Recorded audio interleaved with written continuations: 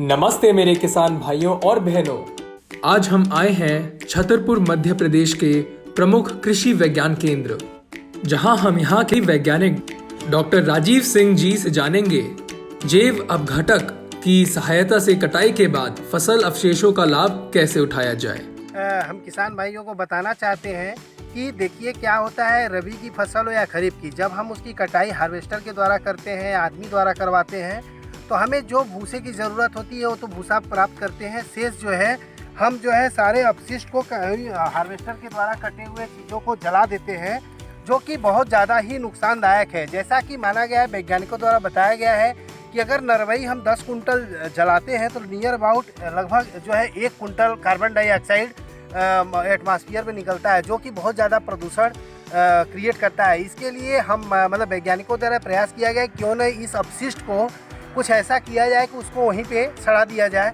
तो इस चीज़ को अगर आप जितना कचरा है उसको कहीं ढेर लगा लें, और उस ढेर में जो है जवाहरलाल नेहरू कृषि विश्वविद्यालय द्वारा एक जो है कंसोरियम तैयार किया गया है।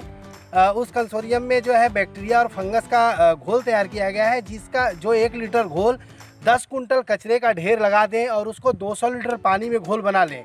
200 लीटर पानी में घोल बनाने के बाद 1 किलो अगर हो सके तो उसमें गुड़ मिला दें, और फिर उसको 10 कुंटल कचरे के ढेर पे उससे 100 लीटर पानी का स्प्रे कर दें। 100 लीटर घोल को बचा करके रखें, जिसको कि 15 दिन बाद फिर स्प्रे कर दें।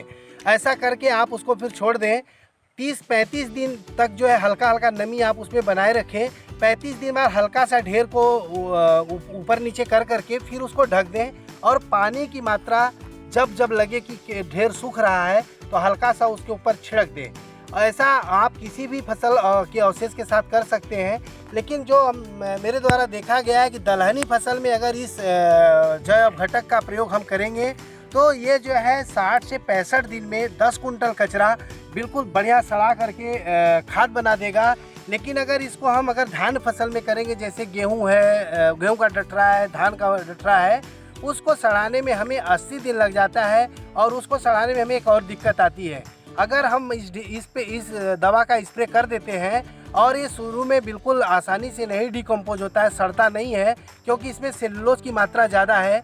तो सेलुलोज की मात्रा को अपघटित करने के लिए हम इस ढेर पे जैव अपघटक का स्प्रे जैसे हमने बताया वैसा करते हैं। उसके बाद 10% यूरिया का घोल बना करके इस ढेर पे हम छिड़क देते हैं, और फिर पानी की पर्याप्त मात्रा में हम पूर्ति करते रहते हैं। जब जब ढेर सूखने लगे तब तब हम उसमें नमी छिड़क दें, तब ये जा कर के 80 से 85 दिन में धान फसलों का अपशिष्ट सड़ा करके बढ़िया खाद तैयार कर देता है। देखा मेरे किसान भाइयों, कैसे सही प्रकार से फसल कटाई के बाद बचे हुए फसल अवशेषों से आप अपने ही खेत में खाद बना सकते हैं, जिससे आपको स्वाभाविक रूपी मुनाफा प्राप्त होगा।